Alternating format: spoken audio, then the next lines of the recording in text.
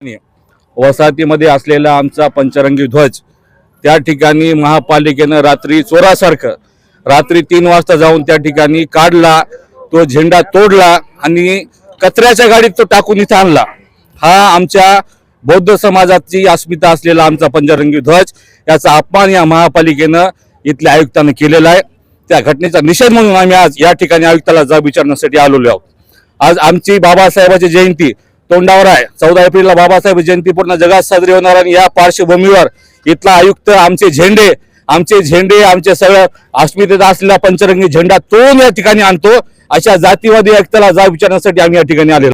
आमची मागणी हीच आहे की तो झेंडा सन्मानपूर्वक त्याच ठिकाणी नेऊन लावावा आणि यांनी जे चूक केलेली आहे झेंडा काढण्याची रात्री 4 वाजता कुठली नोटीस कोणाला दिली नाही, कोणाला काही सांगितलं नाही आणि लपून छपून ही गोष्ट केलेली आहे।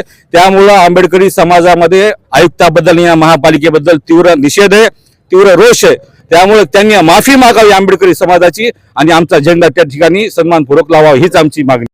आम्हाला त्या ठिकाणी मंदिर होतं, त्यांनी मंदिरही लावावं आणि ज्या ठिकाणी बाजूला आमचा झेंडा होता त्या ठिकाणी झेंडाही लावावा। आमचा कोणाशी आम्हाला विरोध नाही, पण आम्हाला आमचा झेंडा, आमची अस्मिता असलेला आमचा झेंडा त्या ठिकाणी लागला पाहिजे। अन्यथा या महापालिकेवर हल्लाबोल करून ह्या आयुक्ताला काळं फासल्याशिवाय आम्ही शांत बसणार नाही।